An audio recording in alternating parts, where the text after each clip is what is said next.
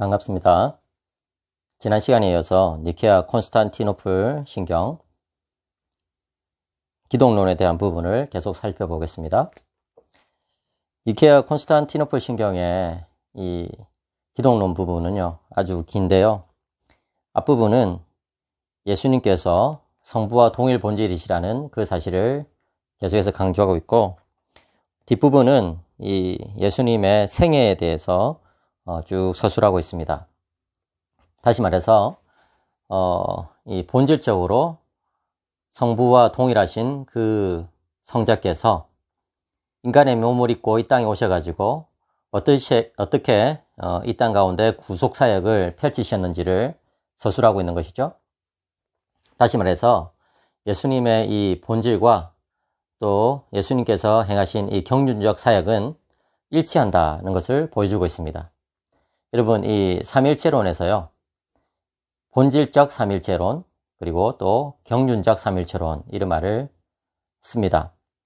다시 말해서 삼위 하나님의 이 내적 관계성, 그 다음에 이 본질, 이런 것들을 다루는 것이 본질적 또는 본체론적 삼일체론이 되고, 삼위 하나님께서 이 세상 가운데서 어떻게 창조와 또 구속과 이 완성의 사역에서 함께 일하시는지를 서술하는 것을 우리는 이 경륜적 삼일체론이라고 하는데요. 이 본체론적 삼일체론, 다시 말해서 이 본질적 삼일체론과 경륜적 삼일체론은 서로 아주 떼려야 뗄 수 없는 아주 밀접한 관련성을 지니고 있는 것을 알 수가 있습니다. 그래서 칼 라너라는 사람이 아주 유명한 공식을 말했죠. 본질적 삼일체론은 경륜적 삼일체론이고 또 경륜적 삼일체론은 본질적 삼일체론이다. 이런 유명한 공식을 남겼는데 그 말의 뜻이 물론 무엇이냐에 대해서는 의견이 분분하지만 아무튼 여러분, 이 본질적 삼일체론과 경륜적 삼일체론은 아주 밀접한 관련성이 있습니다. 그런데 그것을 또 다른 말로 말하면은 이 삼위 하나님에 대해서 존재론적으로 우리가 보자면은 그 본질적 삼일체론에서부터 출발을 해야 되겠죠, 그렇죠? 예, 그래서 이 본질적 삼일체론은 삼위 하나님의 존재론적 토대와 기초가 된다, 이렇게 볼 수 있고, 또 그 삼위 하나님을 우리가 인식하고 또 깨닫는 데 있어서는 경륜적 삼일체론이 아니면 그렇게 될 수가 없을 것입니다. 그래서 이 경륜적 삼일체론은 삼위 하나님을 인식하는 토대와 기초가 된다, 이렇게 또 표현할 수가 있을 텐데요. 바로 그런 점이 또 여기에서 나타나고 있습니다. 예수님에 대해서도 우리가 본질적인 측면에서 예수님이 누구신지 이렇게 고백한 다음에 또 예수님께서 구원 경륜 속에서, 사역 속에서 행하신 일들을 볼 수가 있는 것이죠. 그래서 이 니케아 콘스탄티노플 신경은요, 예수 그리스도의 존재, 그 다음에 예수 그리스도의 또 사역, 또 예수 그리스도에 대한 인식, 이런 것들에 대해서 우리가 잘 알 수 있게끔 그렇게 기술되어 있습니다. 한번 보겠습니다. 처음부터 다시 그 기독론 부분을 읽겠습니다. 우리는 한 분 주 예수 그리스도를 믿습니다.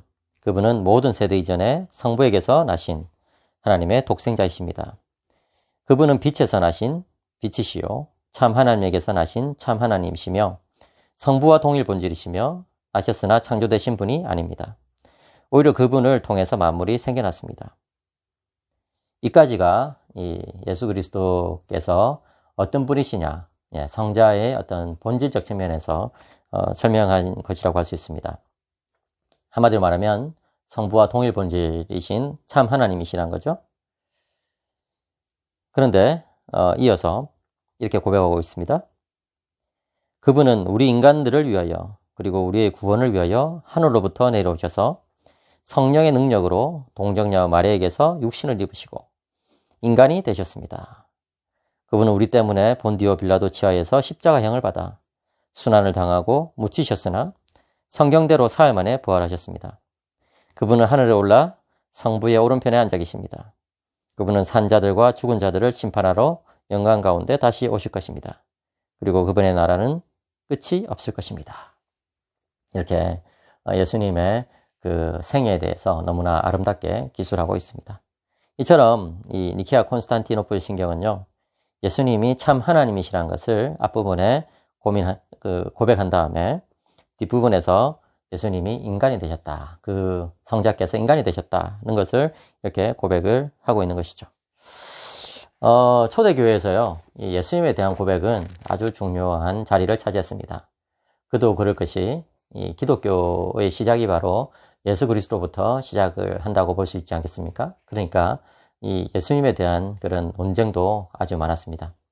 그런 것을 정리하기 위해서 이 초기 그 변증가들이라고 그러죠. 예, 초기 변증가들은 로고스론을 정립을 하였습니다. 여러분, 이 책은 고대 기독교 교리사라는 책인데요. J.N.D. 켈리라는 사람이 쓴 책입니다. 우리말로 박희석 교수님께서 번역하셨는데, 아주 중요한 책입니다. 예, 저는 이 책을 이렇게, 영어로도 가지고 있고, 예, 그 다음에 또, 이 한글로도 이렇게 가지고 있습니다. 너무나 중요한 책이라 가지고, 나온 지는 꽤 됐지만, 지금도 계속해서 인용되고 있는 그런 책이라고 볼 수 있어요. 네. 이 책의 110쪽, 111쪽을 보시면 이 변증과들과 말씀이라는 챕터가 있습니다. 여기서 이 말씀이라는 것을 영어로는 the word라고 하는데, 헬라어로는 로고스라고 그러죠. 그죠? 예.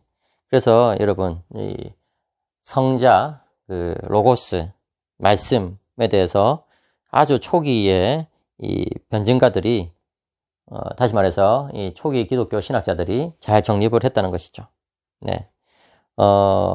이렇게 적혀 있습니다. 변증가들은 그리스도와 성부 하나님의 관계를 지적으로 만족스럽게 설명할 수 있는 틀을 마련하고자 애썼던 최초의 인물들이었다. 그들은 모두 열렬한 유일신론자들이었고 그 어떤 대가를 치르더라도 이 근본적인 진리를 훼손시키거나 타협하지 않으려는 결연한 의지를 지니고 있었다. 핵심만 요약하자면 그들이 제시한 해법은 선지하는 자로서의 그리스도는 성부의 사고 또는 정신이었고 창조와 계시 속에 나타난 자로서의 그리스도는 성부의 회화 또는 표현이었다는 것이다. 예. 다시 말해서 이 변증가들은 그리스도와 성부 하나님의 관계를 정립하기 위해서 이 로고스론을 구성을 하였다는 것인데요.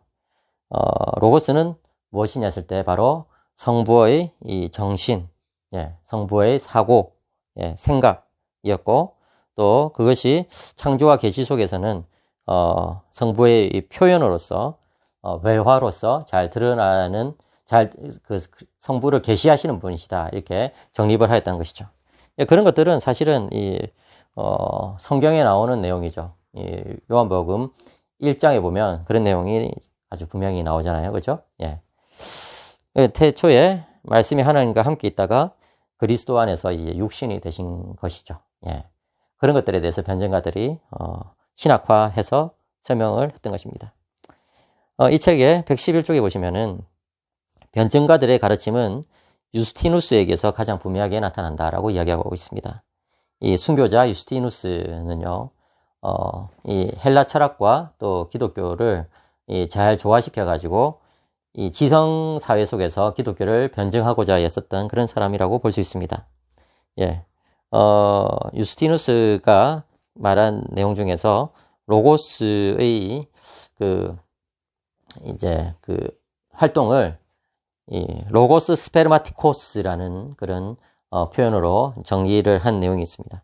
다시 말해서 이 로고스 스페르마티코스라는 이 내용은요, 씨앗이 되는 원리, 예, 이런 식으로 번역을 할 수가 있습니다.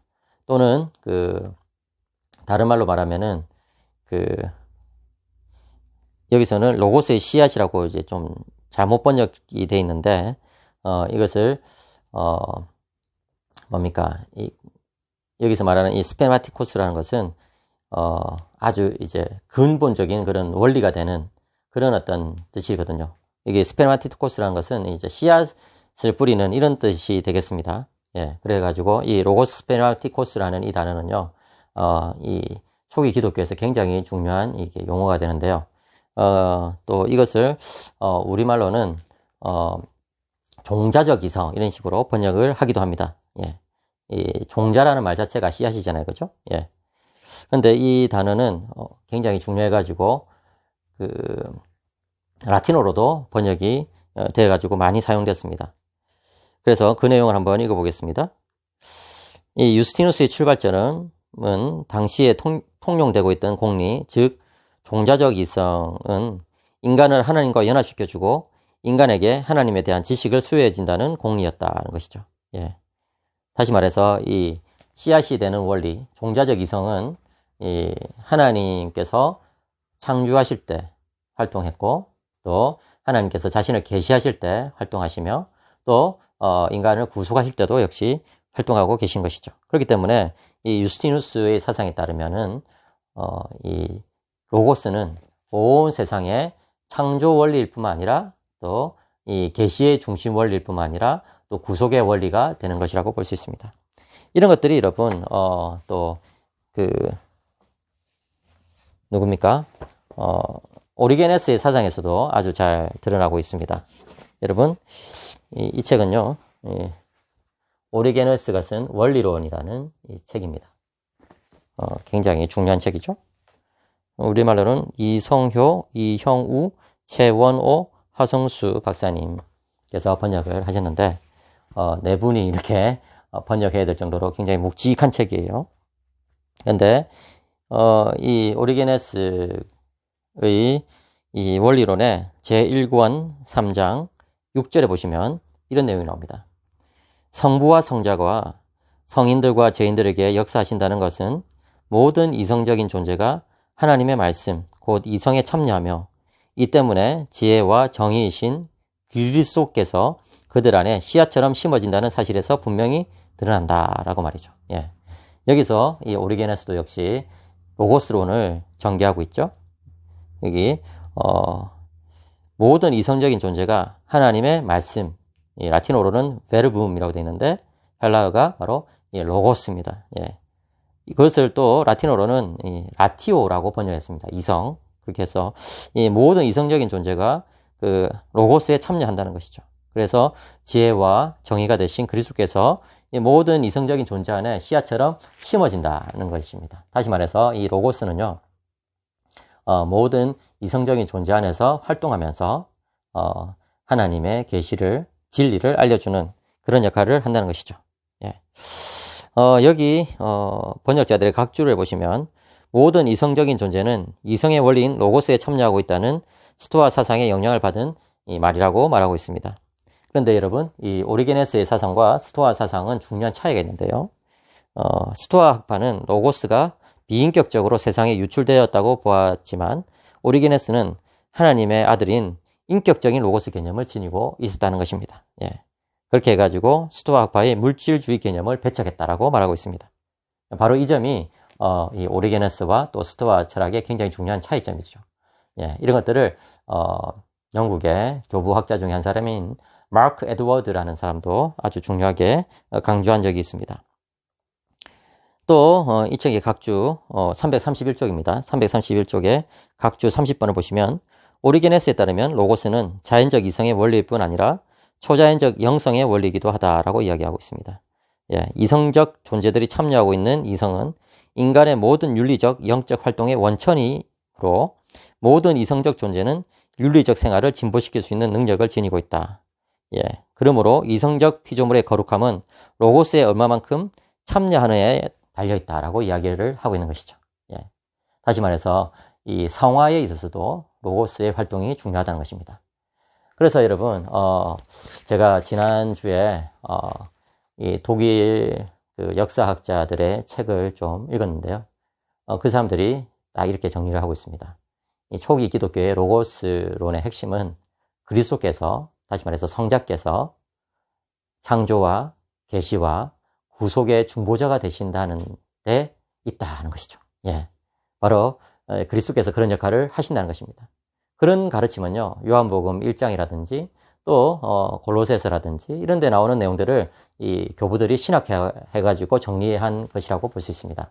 그러니까 여러분, 이 그리스도에 대한 고백이 콘스탄티노플 신조에서, 니케아 콘스탄티노플 신조에서 제일 긴 이유를 이제 여러분들이 좀 아시게 되었을 것입니다. 이런 식으로 여러분, 교리를 연구를 할 때는요, 신조를 연구를 할 때는 그 신조의 배경이 되는 사상들을 함께 연구를 하면 그 신조의 내용을 더 풍성하게 알 수가 있습니다. 그래서 이 초기 기독교의 그 신조들, 특별히 니케아 콘스탄티노플 신조를 이해하는 데 있어서 여러분, 이 고대 기독교 교리사라는 이 책, 예. 그 다음에 또 원전 중에서는 이 원리론이라는 이 책, 이런 책들이 여러분들 좀 읽어봐야 될 책들이 되겠습니다. 오리게네스는 자신의 사상을 이 3세기 초반부터 아주 적극적으로 전개한 것을 볼 수 있어요.